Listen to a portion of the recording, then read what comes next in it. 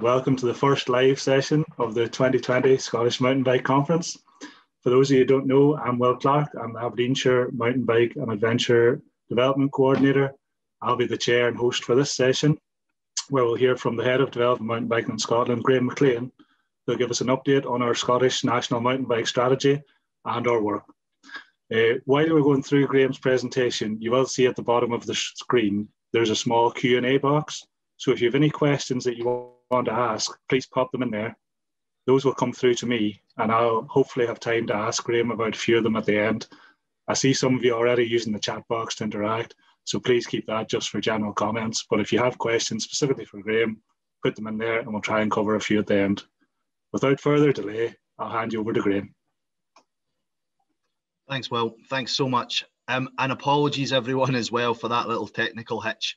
Our first ever online Scottish mountain bike gathering, a virtual gathering, and my laptop decides to break at 11:30 last night. So on to a little bit of emergency supplies, but I'm delighted to be here today with you. I'm delighted that we're working at the moment. We're working fine, and I'm looking forward to sharing a presentation on an update of the Scottish mountain bike strategy and the work that Developing Mountain Biking in Scotland is contributing towards the delivery of that strategy. I'm just going to share my screen. I'm Graeme McLean. I'm the head of Developing Mountain Biking in Scotland. Firstly, I'd just like to say a huge thank you to everyone for coming along today. I know that sitting, staring at a screen all day is largely taken over big parts of our lives at the moment, and it isn't an easy thing to do. This would have been our fifth mountain bike conference that we'd have organised, and I know personally I'm really missing that interaction that I have with all of you as delegates and all the people involved in Scottish mountain biking. This being involved and staying involved and doing this through digital and through screens is not ideal. It was much better to meet up, to have that social interaction and to share and to discuss and do things in person. But it's really not possible at the moment. There's a global pandemic, and what we have to do though is do our best to still do those things that matter so much, to be able to be connected, to be able to look, to join up, to discuss things, to think about where we are, where we're going within Scottish mountain biking, and to also to celebrate our successes as well, as we have many of them. Just to set the scene for presentation, I'm sure many of you will have been aware that last April we launched the Scottish Mountain Bike Strategy with Fiona Hislop, the Tourism Minister and Major Events Minister. The strategy was especially well received. I think in particular the reason behind that reception was because it had a strong vision. It had a strong and ambitious vision for Scotland to be really seen as the European leader in mountain biking. A real targeted mission to increase trips to the countryside to 2 million trips per annum by 2025, increase of 33%. For us to have a Scottish World Series or World Champion in every single discipline, and for the economic contribution that mountain biking gives to Scotland to increase by 51%. To achieve that, the strategy outlines 5 key themes. What these key themes do is they really provide us with a real strong rationale as to why we should be doing everything. They consider things and they explain things, and they provide us with a reason and a methodology of how we're going to work in Scottish mountain biking. Where these are especially useful as well is not just for developing mountain biking in Scotland, not just for the agencies involved and the partners involved in the delivery of the strategy, but also those key groups that are involved in the delivery, which is our businesses and our mountain bike community. The strategy, that rationale provides logic, it provides a rationale for future investment, and people should be using that and linking their programs to this strategy to show how the whole system is networked and connected together. The other thing that provides a huge usefulness for both myself as the head of Developing Mountain Biking in Scotland and also our team is that the key themes, particularly on the trail side, gives us a key focus. We're dividing down into premier destinations, priority and emerging destinations, and a strong emphasis on promoting urban biking as well, means that we have a real clear focus on what we should be delivering and doing, and not being spread too thin across a small staff team. What else the strategy gives us is not just a rationale, a focus, a vision and a mission. It also gives us a strong action plan for what we want to see being delivered within Scottish mountain biking, ranging across 6 different areas. To deliver in these 6 different areas, though, it's really not going to be developing mountain biking in Scotland and key partners such as Edinburgh Napier University and the Mountain Bike Centre of Scotland. It's going to take a range of partners, right from all our national agencies, our local authorities, our volunteers, landowners, and other people will all need to come together and work together to achieve that. And indeed, we see that, though. We have the systems and we have the setup for that to be delivered in Scotland. We continue to meet 3 times a year as the Scottish Mountain Bike Consortium, delivering and monitoring progress of this action plan at every single meeting, looking at each partner's contribution through into how and where they deliver this strategy. And with this system set up, we were at a really strong place. We came into 2020 really feeling that there was a real sort of surge towards the actual delivery of this strategy and making sure that we could really achieve what we set out in our mission. However, like everything else, this year has been extremely challenging. We've had to divert quite a lot of resource, particularly from the core of Development Scotland, to look at how do we address, from a mountain bike perspective, and help prevent the further spread of the coronavirus. We've had to divert a lot of resource into working with partners such as Scottish Government, Sports Scotland, our colleagues in Scottish Cycling, other outdoor sports governing bodies, both to look at what we should be doing in relation to advice to our mountain bike community, and also what advice we can give to government as to what our needs and the wants of that community is. That has taken a lot of discussion, coordination and partnership working. I think, though, we have the setup through a mountain bike consortium to be able to achieve that and deliver that. We have long-standing partnerships that made that process easier and simpler than I think has been achieved in other sports and disciplines. I think what we have managed to do is have good success at communicating strong values and strong messages to our mountain bike community. And I think in a large part, the mountain bike community has really embraced this and has really helped do their part in helping to prevent the spread of the virus. However, what we've also seen as well through this quite incredible year is we have seen a massive uptake in the number of bikes sold and the number of people looking for that recreation and the ability to be physically active and improve their mental health through exercise or going into the outdoors. So that's also put a pressure onto our team to look to see, well, what can we do to make sure that the actions that are within the strategy continue to be delivered. As a staff team, we remain focused within that, and we remain focused particularly within our regional areas where we have the support of our coordinators. When we look to the Tweed Valley, for the last 5 years, the Tweed Valley has had a partnership which was initially set up by the Scottish Borders Council. That partnership has developed an action plan for the area. That action plan, I think, has been a real key factor in providing a framework for growth in the area. Now, of course, that has been helped and to a certain extent has been benefited from a little bit of luck in terms of funding looking to come our way. The Borderlands Growth Deal offers a fantastic opportunity for the Tweed Valley to be really scaled up and to look to become probably one of the best places in Europe for mountain biking. It already is fantastic. It already is growing as well, and has probably grown faster than we anticipated it was, and it would do. We have seen probably our infrastructure struggle to cope with that, but at least there is plans in place to address that, and there is close partnership working.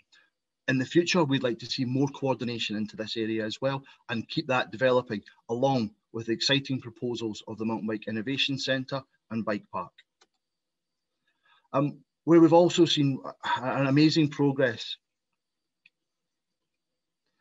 has been in Aberdeenshire. Aberdeenshire was a largely untapped resource. It had a lot of really strong community of mountain bikers, which were quite disparate though. We had businesses in the area which were good, but were reasonably isolated. But by bringing in Will, who's hosting this session as Aberdeenshire coordinator, I think we've really seen this area accelerate and deliver, and is making it sustainable through the fantastic work of the Aberdeenshire Trails Association. We also look forward into the future of seeing a lot of projects being joined up together and hoping to receive investment through the likes of the Scottish Cycling Facilities Fund. We're delighted this year as well to bring in Rory Watt as our Highland coordinator. We know the Highlands is already an amazing place for mountain biking. However, we did think there was a need for a strategic approach to look at our key destinations, to master plan them, to look at how we can strongly benefit, we can put the right things in the right places, be managed by the right people. We've already begun the master planning process, particularly in a priority destination of the Cairngorms due to funding reasons, and we're getting strong buy-in to the master plan in our other premier destination in Scotland, in Fort William and Lochaber. Rory's doing fantastic work at bringing together complex stakeholders to look at what can be achieved for growth markets within the Highland area. We've already seen success in the Badenoch and Strathspey area, where the initial work of the master plan helped Cairngorm National Park Authority secure £2 million towards the protection of Capercaillie. That resource will be for the protection of Capercaillie. Mountain biking community will be one of the communities that we work with to help deliver that as a programme, looking to enhance trails whilst protect Capercaillie. What we're also really keen to do as well is spread good practice across Scotland as well. We know that there's a network and there's an energy within our community to build and to maintain trails across Scotland. We're hoping to support that through a network of trails associations, which will be an invaluable resource going forward. In addition to trails associations, we're also keen to make sure that mountain bikers themselves, particularly in areas which are quieter woodlands or are not strategically important, can feel a need to come forward and work with landowners, and we can minimise the amount of unauthorised trail building and have better dialogue between mountain bike trail builders and landowners. In 2018, we ran a very successful mountain biking and mental health programme. We've been delighted to bring in Christine Fox into our team to look at how we can roll this out across Scotland. We are currently investigating funding models regarding this, and we are getting really close, I hope, to securing this and bringing this in to key areas across Scotland. In addition to that, it's really important that we continue to grow the number of leaders that we have and the number of coaches we have in Scotland. Christine has been working extremely hard on bringing together a foundation mountain biking award, which will help really grow the base number and really help introduce more and more people who will want to come into sport and outdoor and get their exercise outdoors. In addition to that, we will be looking to roll out programmes that have had to be suspended in 2020 into 2021, where we look to try and really address the gap that we have with the number of female leaders coming through. We realise that our sport isn't as inclusive as it could be, and we could help reduce the gender imbalance by having more inspirational leaders at all levels. I think as well, now more than ever, it's really important as well that we give responsible promotion of mountain biking. We're going to see into the future, into the next few years. I think whilst I hope and I believe that we will come through the coronavirus and things will begin to get eased up into 2021.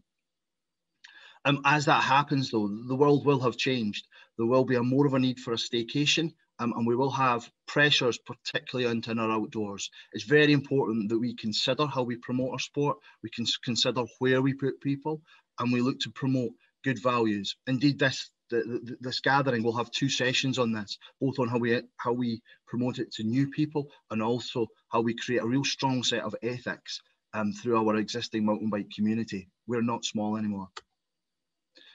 We're also being challenged by the Scottish Government to be self-sustaining by March 2022.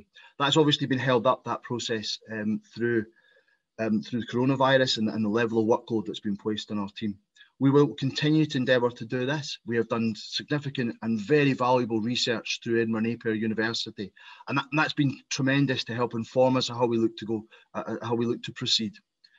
We have a proposal for a donation model, and we will really need the mountain bike industry community to really come together to help us promote this so that we can put on events such as this in the future, and we can help support, provide leadership for the sector to grow into the future. On to the gathering today. A huge thanks to the team at Expo North. They have been fantastic putting this together. I'm sure you're all going to love the app that they've developed, the ability to connect to each other and listen to listen to all the different presentation and voices and discussion we have. I really hope you enjoy that today. And that connection wouldn't be possible with Expo North without the support of Highlands and Islands Enterprise. I also want to thank the fantastic array of speakers that we have across the day. We're delivering 20 sessions with a number of different people, all of whom are giving up their time because of how passionate they are about mountain biking in Scotland. And also the team within developing mountain biking in Scotland. This has put pressure on us. We came through a significant period developing guidance around COVID in May and June, and then came into July and felt we needed to continue momentum to get people discussing. This is a short timescale to deliver such as something like this, and the team have responded hugely well. In particular, our colleague within our communications team, Kalina Cotta, who's really excelled at bringing this together and drawing a number of people together with it. And lastly, I'd like to thank you all for your contributions today, and I really hope you enjoy and get a lot from this gathering. So thank you very much, and thank you all, and I'll hand over to Will to see if he's got any questions, and I hope I'm just about in time to take some. Yeah, a few questions coming in, Graeme. First one, do you feel we get genuine national political support backing us to achieve our aims in mountain biking? Yes, I think we do. I think we have really good connections into government. I think that's shown. I mean, we have Fergus Ewing, who's a cabinet secretary for tourism and the rural economy. For him to give up half an hour during his time, where he came from a COVID briefing into discussing and looking at this and doing it. I think the investments there as well, particularly through regional growth deals. There's a number of interested ones. There's obviously the Borderlands one in the south of Scotland, and I think in the rest of Scotland there may be opportunities for us to take advantage of that. I think we have good networks through from government through to our agencies as well, who will support that. And another one as well is 2023. I didn't mention that there. We have Trudy coming in after it. That is a fantastic commitment from government. That will not only be about the event itself, as you'll hear from Trudy. It also gives us opportunities such as the £8 million fund, which has been launched through Scottish Government and Sport Scotland. All of this adds up to good political support. We actually have a question in about the Cycling Facilities Fund as well. Do we have a plan or a strategy to ensure that that is evenly spread around the country? Certainly. I mean, how the fund's going to work is going to work in two ways. Certainly, we are quite keen to support strategic projects, which we've identified within the Scottish mountain bike strategy through it, and we'll be helping and supporting where we can to do that. We also think that the fund should be bottom up as well. It should be for communities, local authorities and other people to identify the right things within their areas to do it. I think the system that we have through it, that we set up for it, strongly helps that, and we're really good to work with Scottish Cycling to develop that, and that people can put an expression of interest. We can understand where the need is, where the want is, where there's community drive to do it. It really will be, a lot of the time, it will be that community that will decide where that distribution goes rather than a top-down approach. It needs to be a mixture of both. But I'm just great that there's that resource and that investment from government to support that to happen. And kind of similar, reflecting back on the development of some mountain bike facilities in the past, do you think our national and public land management agencies will have a big role to play in future mountain bike facility development, or is it over to other groups? Yeah, I think they will do. I mean, it's going to be tough. I mean, national land management agencies are under pressure. I know that through speaking to them. We're dealing with COVID, which has been a massive pressure on everybody, businesses and agencies as well. They've also had. They're also came out of an age of austerity where year on year they've had depleting budgets coming through as well. So it's been a challenge for them. And there's been sustainability challenges, which I'm sure many will have been heard and been discussed. So they will have a role to play. However, to make that successful, we would encourage them and the mountain bike community to continue to work together, to look to see where the opportunities are, to make sure that the trails can be sustained, to maintain the trails, and to look to work as the trails associations have with our land managers to maintain and build new trails as well. As you mentioned in your presentation, we've quite a small team and we've achieved a degree of success in various areas. Is there plans to expand the team, either different skills or different regions? We would like to. We're talking in a number of different areas across Scotland at the moment, and with a number of different projects. That all takes time. It takes time to work up those plans. It takes time to work up those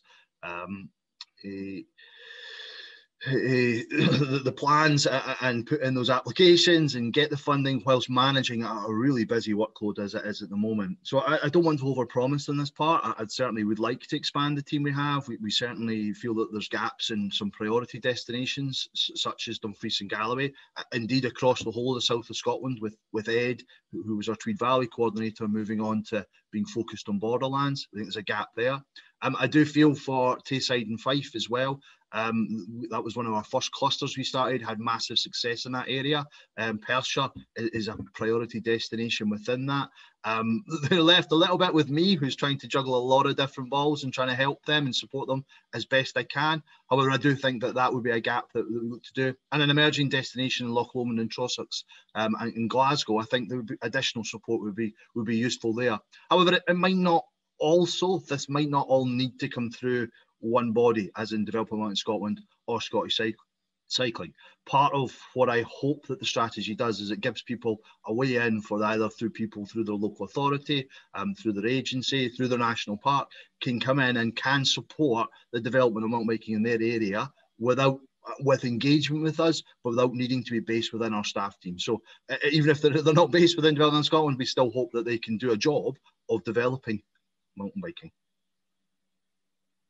And on a slightly different note, 2020 has seen a huge surge in the number of people cycling and the general interest in cycling. Do you think developing mountain biking in Scotland has a greater role to play in tourism promotion, either domestically or internationally?